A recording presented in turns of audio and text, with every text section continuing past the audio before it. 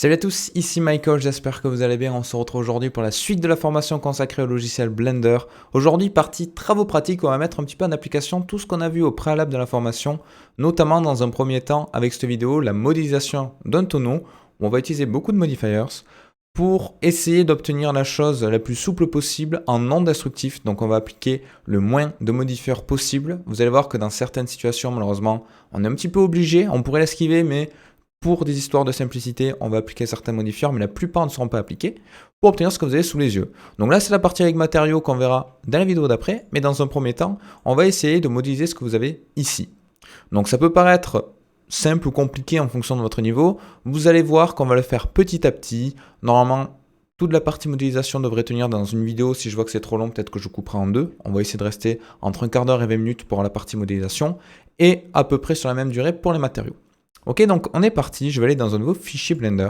Sur Discord, il y aura à votre disposition des ressources, à savoir déjà les images de référence, donc celle-ci pour voir un petit peu la topologie, comment elle est réalisée, ainsi que celle-là pour, quand on s'intéressera un petit peu au rendu, aux matériaux et tout ça, ce sera un petit peu l'objectif. Voilà, donc il y a quelques défauts, mais d'une manière générale, si vous débutez, je pense que c'est déjà pas mal si vous arrivez à faire tout ça. Donc aujourd'hui, ça va être uniquement la partie modélisation. Donc je vais quitter ceci. Je vais aller dans un nouveau fichier Blender qui est entièrement vierge. Je vais juste en haut à droite afficher en Image Editor. Je vais faire un Open et je vais aller chercher mon image. Donc moi, je l'ai mis dans Ressources. Vous pouvez la mettre où vous voulez. Celle-ci, comme ça, j'ai déjà une référence un petit peu de ce que je dois obtenir. Donc ça, je vous conseille à chaque fois, si vous avez possibilité d'avoir une image de référence, de l'afficher dans votre Blender ou sur un second écran si vous en avez un, c'est encore mieux. Mais bon, là pour la vidéo, comme ça, tout va s'afficher. C'est beaucoup plus simple pour se repérer en termes de proportion, de dimension, d'échelle des objets. Donc comment on s'y prend? C'est ça la difficulté, quand on commence par ça, c'est un petit peu difficile. Bon, il y a différentes manières. On pourrait commencer par exemple par les cerceaux pour déjà avoir une approche un petit peu de la taille globale de l'objet. Moi, je vais commencer par toutes les planches qui constituent le tour de celui-ci. Alors, comment on fait? On va pas s'embêter déjà. On sait que c'est une répétition d'objets. Donc, on va modéliser qu'un seul. L'erreur serait d'en modéliser un, de faire des duplications et tout, non liés. Et du coup, à chaque fois qu'il y aurait une modification sur un objet, ça n'impacterait pas les autres. Donc, c'est pas ça qu'on va faire. Nous, on va partir du cube de base. Je vais passer en vue de dessus avec la touche 7. Je rappelle que vous avez les raccourcis clavier en bas à droite de la vue 3D. Je vais décaler un petit peu mon cube vers le bas pour le mettre ici. Et là, l'idée, c'est quoi? C'est de modéliser une seule planche, d'utiliser le modifier Array pour les faire dupliquer tout autour comme ceci de manière circulaire. Alors pourquoi on utilise le modifier Array? Pourquoi on n'utilise pas par exemple le spin qui permet de faire à peu près la même chose? Parce que le spin est destructif. Une fois qu'on l'a effectué, c'est appliqué, c'est lié à notre maillage, on ne peut plus revenir en arrière pour effectuer des modifications sur le modèle de base de notre planche. Donc ça ne nous intéresse pas. Alors, une fois que j'ai mon cube, je vais considérablement réduire avec S sa taille selon l'axe des Y. Donc j'ai juste fait S, clic molette pour figer un axe. Et je fais par exemple quelque chose qui a cette épaisseur. Et là, quand je tourne, je vois que ça ne va pas du tout parce que voilà, il est beaucoup trop large, c'est un carré. Moi, c'est pas ce que je veux. Donc je vais hop, la réduire comme ceci pour avoir à peu près la largeur d'une planche et augmenter un petit peu sa hauteur. Et pourquoi pas en réduire. Donc tout cela, normalement, vous savez le faire assez facilement. C'est uniquement la touche S qui permet de faire un rescale pour avoir à peu près cette forme-là. Ça ressemble pas tout à fait à ce qu'on a là, c'est normal. Je vais un petit peu l'élargir. Mais maintenant, ça va être la partie la plus difficile à comprendre, c'est tout ce qui est modifier. Donc déjà, si je zoome un petit peu, je vois que le bord de mes planches est un petit peu arrondi. Alors comment je fais ça? Je vais utiliser deux modifiers. Le premier, c'est un modifier de type bevel. Donc je vais dans Add Modifier, bevel. Et ça me crée, vous voyez, tout simplement un bevel en me coupant entre guillemets les angles. Donc ça on l'a déjà vu dans les vidéos, mais j'ai un petit souci. Le petit souci c'est qu'il n'est pas du tout proportionnel. C'est tout à fait normal, c'est parce que l'échelle de mon objet que j'ai changé manuellement avec S, le rescale, mais ça a détruit le côté homogène de 1, 1, 1 qu'on a de base. Là on a 0,33, 0,72, 2,6, c'est pas bon du tout. Donc si je fais CTRL A scale, vous voyez ça m'applique l'échelle et là j'ai quelque chose qui est un petit peu mieux. Bon malgré tout, c'est un petit peu trop important en termes de valeur sur le mount, donc je vais réduire. Voilà, quelque chose qui ressemble à peu près à 0,03. Et je vais juste rajouter, hop là, un segment de subdivision, pas plus. Là, vous dites peut-être, c'est pas beaucoup, mais par-dessous, on va rajouter un subdivision surface. Et lui, je vais le mettre à 2. Et là, on a quelque chose qui est déjà un petit peu plus souple. Vous voyez qu'on a bien un petit rebord qui s'effectue. S'il n'est pas assez marqué, vous pouvez jouer un petit peu avec cette valeur-là pour obtenir quelque chose qui vous correspond. Là, ça m'a l'air pas mal. Je peux faire clic droit, Shade Smooth. Et là, j'ai une planche qui est correctement réalisée. Et en plus, le fait d'utiliser le Subdivision Surface, si vous passez en vue de côté, ça donne cet effet un petit peu bombé sur la planche que je trouve assez sympa, donc on va le garder comme ceci. Maintenant, on va s'attaquer à la partie peut-être la plus difficile, et il faut bien suivre pas à pas parce que on fait très rapidement une erreur. On va faire le modifieur Array qui permet de faire cette sorte de rotation tout autour de l'objet, mais d'abord, on va courber notre objet. Donc ça, c'est ce qu'on a vu dans la vidéo précédente avec le Simple Deform. On va le faire par rapport à un objet de type empty, ça va être notre référence.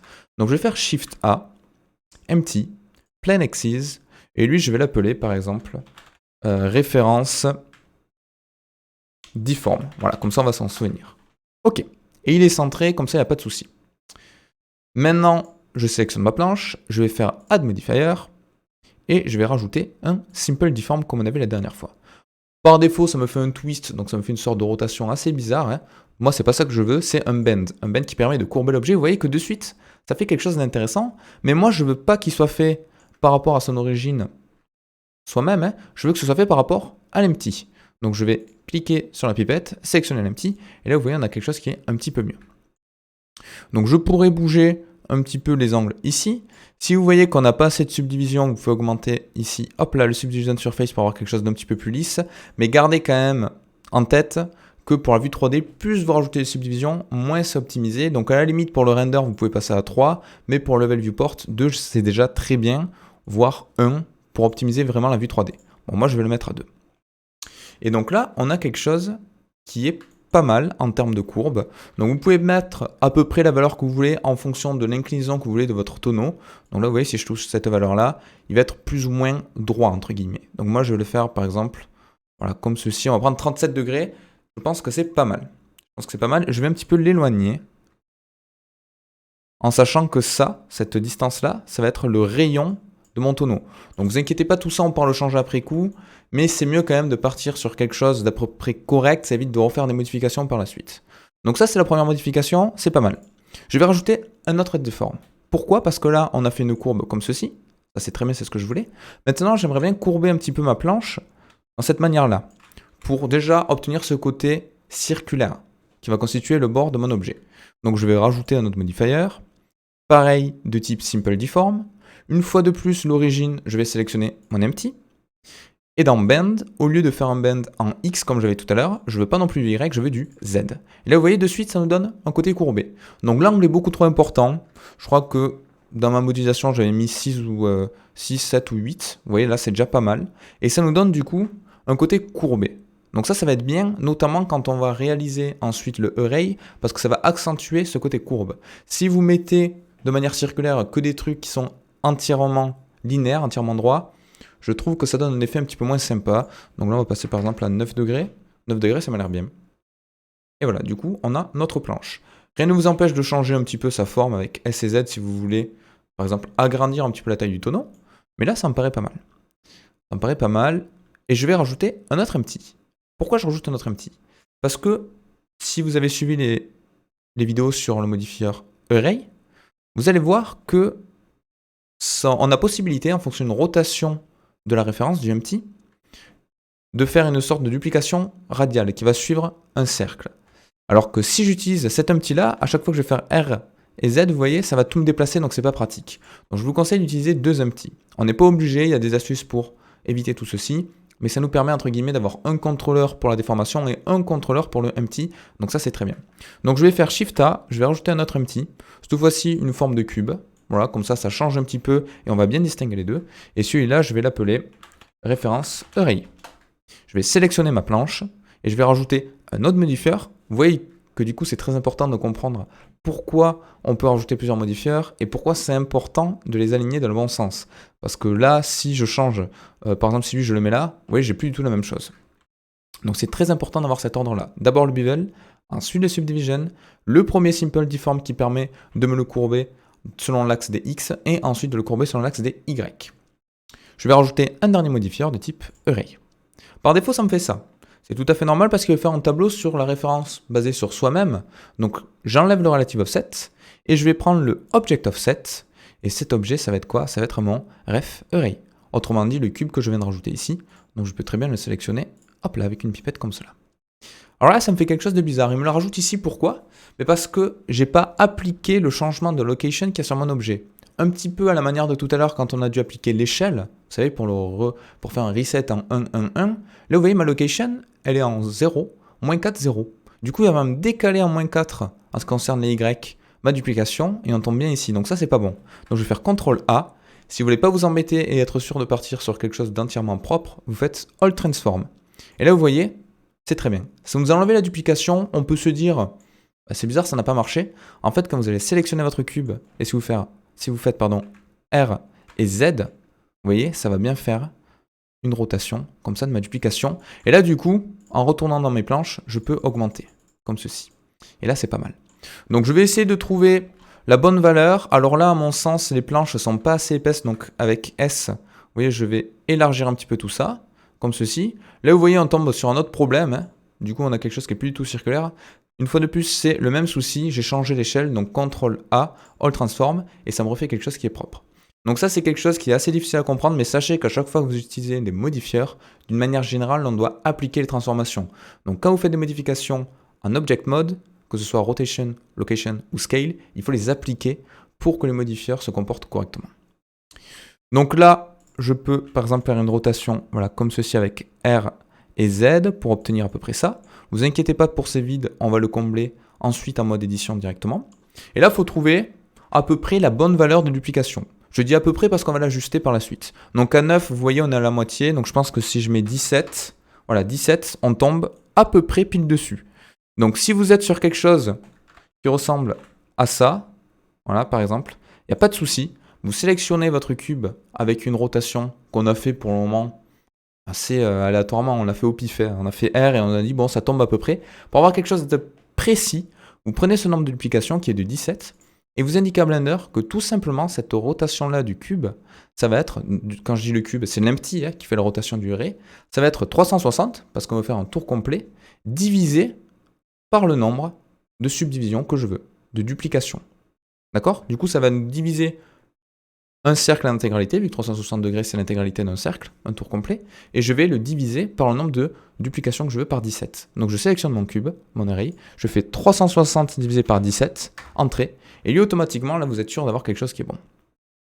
Donc là ça me paraît pas mal, ça se chevauche un petit peu en haut, donc je vais passer en mode édition, resizer un petit peu tout ça. Voilà, alors le fait de le faire en mode édition, ça évite d'appliquer ensuite le changement d'échelle.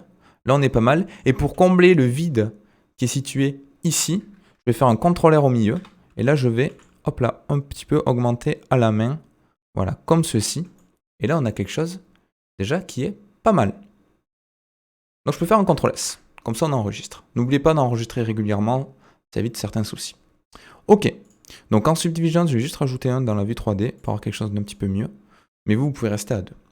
Voilà, c'est pour que visuellement, sur la vidéo, ça rende mieux. Mais voilà, là on a la première partie de notre tonneau, on est pas mal. Donc je peux faire un CTRL S.